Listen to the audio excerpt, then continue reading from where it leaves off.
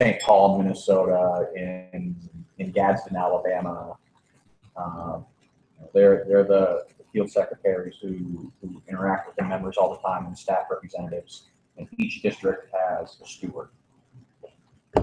Within the building here, it's the field greeters, and I think you could go to any other officer who would refer you to a steward or to myself or Patrick. When are the local meetings, and if I wanted to be on a committee, how do I? Committees, I think, will take any warm body, and if you're on the health, yeah. Committees will take in. That was a bad joke. Committees are interested basically in any body that would be willing to get involved. So local meetings are held on the last Thursday of every month at 12:30. Location depends. Sometimes it's in here, sometimes it's on the 9th floor or even a 13th floor. There's a lot of stuff going on right now with negotiations and construction, and another organization has been holding classes in here. So for the next couple months, the location of our meetings will be in flux, but we will continue to send out emails and text alerts telling people where the meetings are going to be held on that day. Now, some of you may have noticed the July meeting was actually moved up a week just because of some special circumstances, but if you look in our bylaws, the smaller booklet that we all got a copy of, it actually states in there that our meetings are to be held on the last Thursday of the month. I think it says the afternoon in that bylaws, but the executive board has moved it up to 12:30 p.m. So as far as for committees, in every steelworker union, all local unions have like certain standing committees that really carry out the business of the local. So there's the Health and Safety Committee, which deals with health, safety, and environmental issues at the workplace. So our committee right now is very concerned with some things happening with construction of the building that are going on. So if that's an interest of yours, feel free to approach myself or Patrick, and we'll refer you to the folks who are on those committees. There's also, we have a very Steffi is chairing that committee. We have a very active Civil and Human Rights Committee that my colleague Guillermo Perez and Doug Ward co-chair.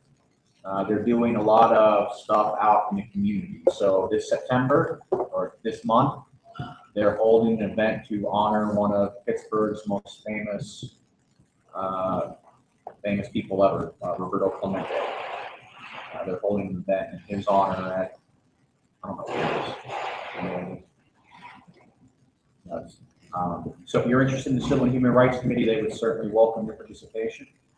We have Women of Steel Committee. I'm sorry, did you call someone want to go out about where they're going to be held in case it was? Yeah, I think you got to buy a ticket for it. But if you're interested, I think they have a couple extra. I don't know how they're going to lot the tickets they have out, but I'll circulate an email to that effect. There's a Women of Steel Committee. Now, this is a fairly new committee in the steelworker structure, and it's one of the best things that happened to the union in a long time. They're doing some really great work throughout our union.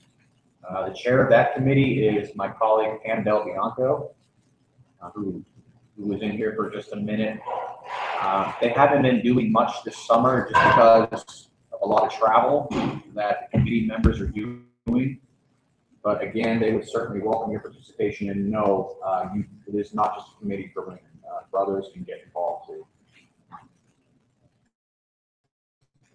We have an organizing committee, and I think Patrick can probably speak about some of the activities of that a lot more than I could. The organizing committee is runs our associate member group, Fight Back Pittsburgh, which is the community arm of Steelworkers in Pittsburgh. That is, it kind of understands itself as a union that anyone can join. We run a workers' rights hotline. We've been involved in campaigning around paid sick days and mobilizing around local labor struggles. That committee, that's open to anybody, steelworker or not. And it actually kind of operates like a shadow local union. It's got its own leadership team. including some young, energetic activists in the community. And they meet here the first Monday of every month at 7 o'clock, right here. So since that's Labor Day, will it happen Tuesday? But Fight Back Pittsburgh is hosting a fundraiser for our sisters and brothers who are locked out at ATI from 2 to 6 on Sunday, or on Labor Day. And you all should have received an email about that. If not, we'll make sure that you get added to the list and get you that email. Have any of you not received emails from, Patrick at USW Local 3657 or RJ? You're still not getting them? Okay, how about this? Could someone circulate a piece of paper and just get your name? We'll make sure you're on the I list. did contact RJ at the last meeting and thought you guys had to contact RJ, we don't get anything. Well, it's probably the email that we're using, and we are resolving that too. So when the International set up a new spam filter, it started blocking all of the locals' emails. They insist that was not on purpose. I mean, it was, to be fair, it was blocking the international's emails as well. So we've migrated from the old email system we're using over to a brand new one. But not all of the lists are kind of a little bit different and wonky.